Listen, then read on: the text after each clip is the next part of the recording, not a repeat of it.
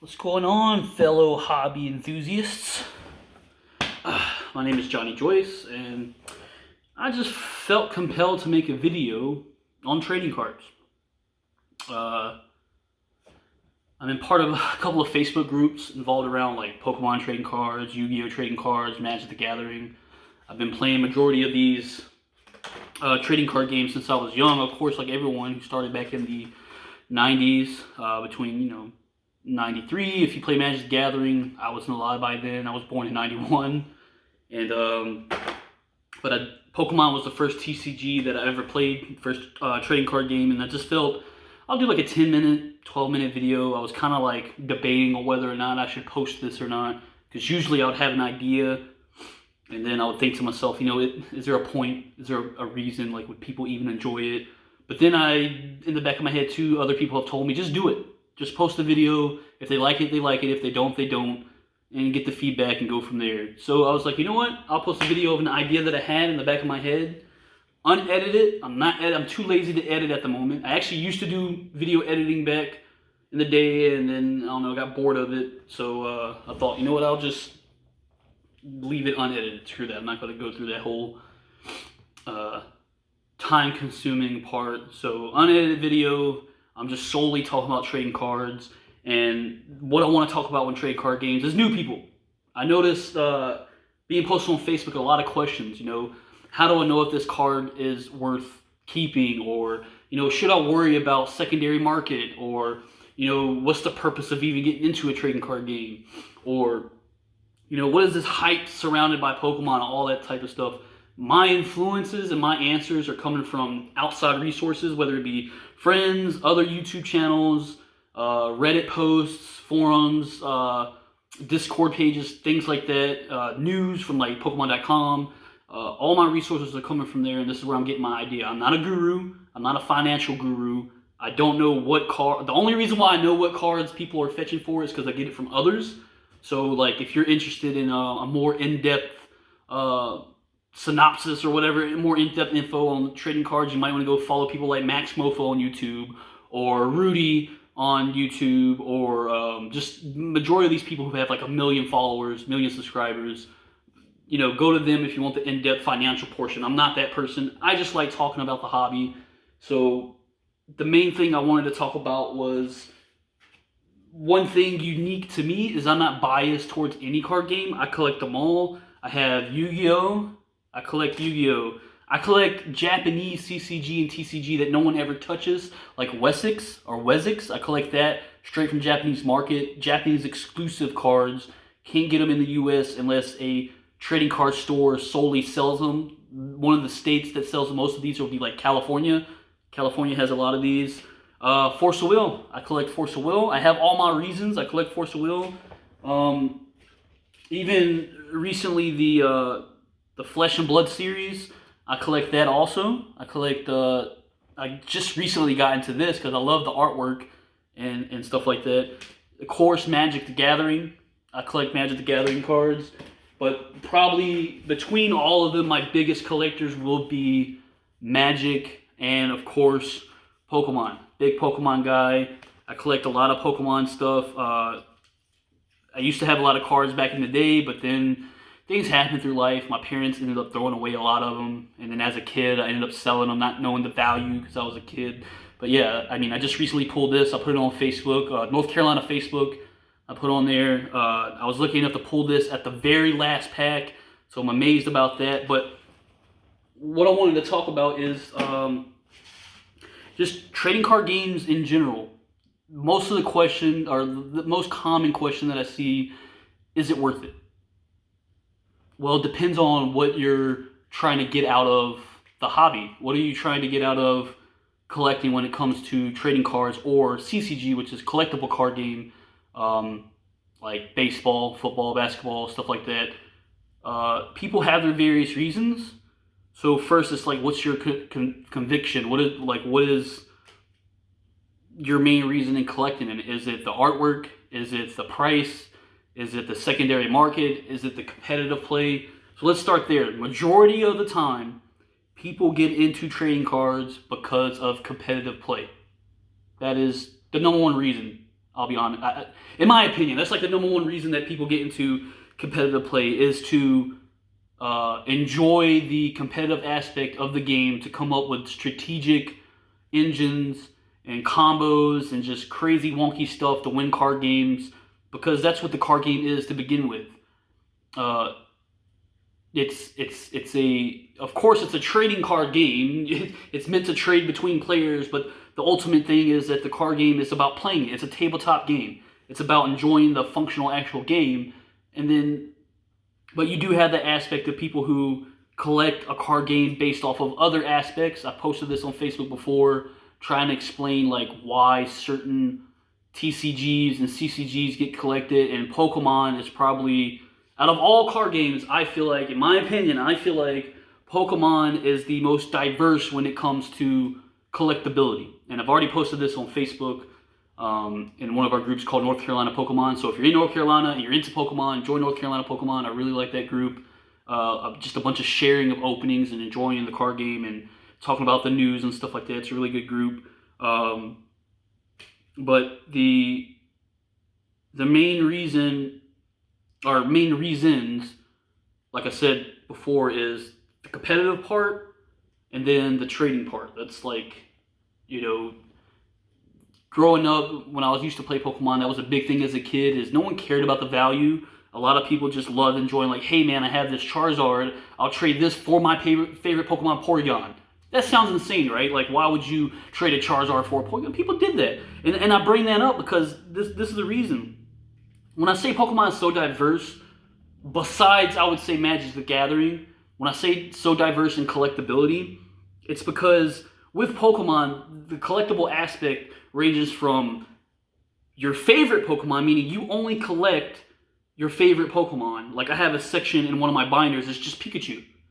That's all it is, it's just Pikachu. And I totally forgot which binder. I have a ton of binders around here. I don't know, I don't know which one. I have a Pikachu thing on here. Is this one? No. It has wrestling cards in it, though. I have wrestling cards in it.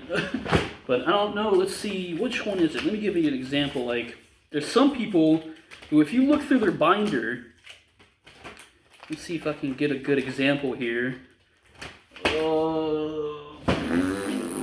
Oh, man. Force of Will. If I can get a good example. Nope, not that one. Bear with me here. Like I said, unedited. At least it shows you, like, I'm serious about what I'm talking about here. I'm collecting all this stuff. Let's see. Actually, is it this binder that's in front of me? No, that's not the binder. Actually, it might be this one. Oh, I don't like this binder because it sticks. Yeah, here you go. Like, it's not a lot of Pikachu, but like, the good example is Pikachu itself. I don't know if you can see this, but as you can see, like, a lot of people, the main character in Pokemon besides Ash will always be Pikachu. So a lot of people just collect Pikachus. This is not all my Pikachu. This is just from a folder that I have, that I know that I have a couple Pikachu right beside each other. But that's all people do, or collect Pikachu. So they get into Pokemon just to collect a certain type of Pokemon. So you have that aspect. I like Pokemon trading card game because it represents my favorite Pokemon, so I'm going to collect only my favorite Pokemon. And what happens with that is that Pokemon becomes valuable when you talk about price. Now I'm veering off here. But when we talk about price, the reason certain Pikachu cards are so expensive is because people know that people want that Pikachu. It's a high-valued card in the Pikachu market when people want to collect Pikachu, if you get what I'm saying. So, for instance, when they came out with like VMAX and Pokemon V and stuff like that, a lot of people collect just V cards. That's it. They want the full art experience. Some people only collect trainer cards. So that aspect of Pokemon is like, how can you say it? Like, your favorite Pokemon. That's what you want, or your favorite character. That's the only reason why I collect it. Another aspect of the TCG is, like I said, the competitive play. Some people only care about strategy. I'm going to pick up this card because it fits into my strategy. There's synergy there. That's the only reason why I play this trading card game. It's for the game itself. They don't care about secondary market. They don't care about value. What they care about is winning tournaments. So they just collect the card game for the tournaments. The other one, I used to have a 1995 VHS tape that introduced Pokemon tournaments to kids and parents. It was actually a documentary for parents to get an understanding in '95 of what the competitive scene was like and why they hold the competitions and why it was good for kids. This is back when if you won a competition as a kid, you get a scholarship, you can get college tuition, stuff like that, based off I don't know if Pokemon still does that, but that used to be a thing back then if you won a tournament for kids. And one thing in the video is a father explains, like, the reason why I enjoy my kid playing Pokemon is because they get to express themselves. Not only that, the kid actually got interviewed and was like, yeah, I like Pokemon for the cute Pokemon. I like Eevees, I like Pikachus, I like Dittos, I like the cute guys, the cute Pokemon. That's all I collected for. That's why my playable deck is called the Cuties. And they're just playing Pokemon based off of cute Pokemon and things like that, you know? And then you have some that are all about the strength. Charizard, that's why Charizard became popular. Not because, one reason is because of dragons, even though Charizard is not considered a dragon. But the other reason is in the anime, he had his character, even, you know, he didn't listen to Ash or whatever, but his character was, you know, because I'm strong, I can do what I want, but at the same time, I'm compassionate enough to listen to my trainer. So people started liking Charizard for that. And he was, you know, Charizard that's one of the strongest animated characters in Pokemon. So a lot of kids were like, you know what, I want to just have nothing but strong Pokemon. So that's what they collect. It's just nothing but strong Pokemon. Whether it be, I don't know, Lucario or Legendaries, and that's another thing. People just collect Pokemon cards for Legendaries. So when it comes down to trading cards, when you ask, like, what's the purpose or reason, you make your own purpose. What is it out of it? Like, people do not collect Japanese cards majority of the time because they can't read Japanese. I collect Japanese cards because I just think the art looks cool. This is actually based off of a video game. It was a phone game that I used to play called Azura Lane, if you ever heard of them. It's based off of World War II battleships as anime characters. That's why I collect it, because I just like the artwork. I'm into anime. I like my waifus, if you want to say that. You know, I won't consider myself a weeb because I'm not that deep into it. But hey, say what you will.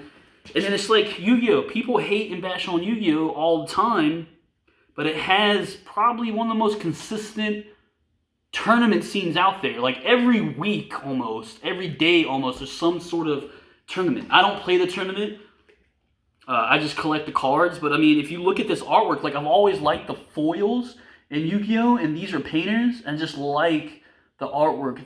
Like the theme, this theme is so cool. The painters in Yu-Gi-Oh! Is based off of certain art utensils. I thought that was a cool concept. I thought that was really cool, so I started collecting some Yu-Gi-Oh! Cards. I collect like the entire sets because it's cheap to do. I can get an entire set for $100. You know, it's not that expensive, in my opinion. And then Force of Will, if you're into Magic, you would know, or into Force of Will itself, like Force of Will has printed some really cool aspects, like really cool artwork. You know, they got the stamp going, the gold, the foil, and the gameplay is fun. It's actually fun. It's just like Magic.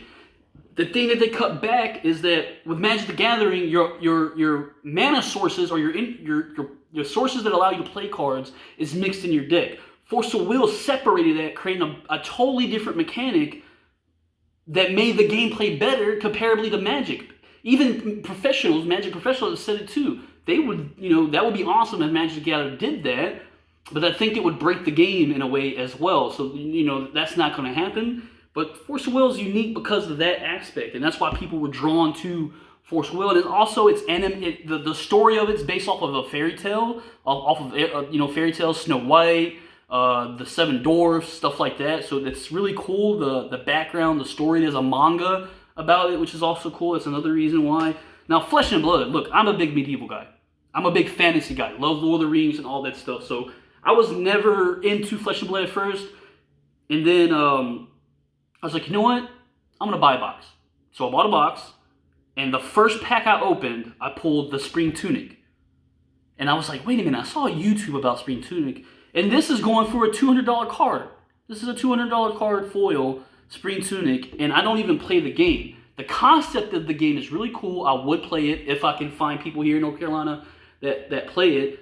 But the ultimate reason I collect this is just based off art and value. That's the only reason why I'm collecting it. So, you know, why not? I just collect all kinds of different games. And then Magic the Gathering, out of all tournament scenes, For trading card games, Magic was my big one. I used to play an Infect deck. If anyone knows Legacy, if you know anything about Magic, I used to play Infect, and that was my big. Tom Ross was the professional Magic player that I liked a lot, and I built majority of his decks, and I like the mechanic. I'm a very, very aggressive player. Like in Pokemon, I played in 2017 the rotation where that mono fire deck was a deal where you pump up a Ho-Oh, and that was like your main attacker. You do the switch so you can be able to attack, and then you use the I forgot his name to get back your fire energies or whatever. So I'm a very aggressive aggro type player, and but yeah. So I collect the Magic for value. I collect the Magic for the tournaments. I collected Magic for the art and the nostalgia. The thing about Magic is a lot of times the popularity of certain cards, like this one got popular because it's broken. The mechanic of it was broken. I don't know many Pokemon cards that have broken mechanics. I'm pretty sure they're out there. Like Night March maybe would be a good example. And the values of those might have, or the value of those cards might have went up because of the brokenness. But Magic has a lot of memes behind it that make certain cards expensive. They have a lot of, the thing about Magic too is they have a lot of cards that are, when they're created, they have, what do you call it? Like the card is messed up, so they have certain things, like maybe a word is not right in the card that gives it some value. Like I had actually this video is going on for 60 minutes, I don't care, but I have a Leafeon, right? And I'm pretty interested in this. I have a Leafeon that's all centered, but the way it's cut, the edges aren't rounded. It's not boxed either. If you see the card, it's not rounded at the corners. It's like a box / round combined. But if you see it, it's all set over here to the left, which would be your right. It's all centered on this side right here. And I'm curious if the value would be any different because of that fact. Misprints, that's what I mean, misprints. Misprints in Pokemon, I think, kind of increase value. I'm not sure, but I don't know. I'm about to open some cards, so I thought I'll just talk about this stuff. This idea has been in my mind. If you're new to trading card games, the ultimate purpose is to have fun. Everybody is collecting these trading cards to bust open packs and try to get the best rares, the legendaries, and it's just fun to open a pack.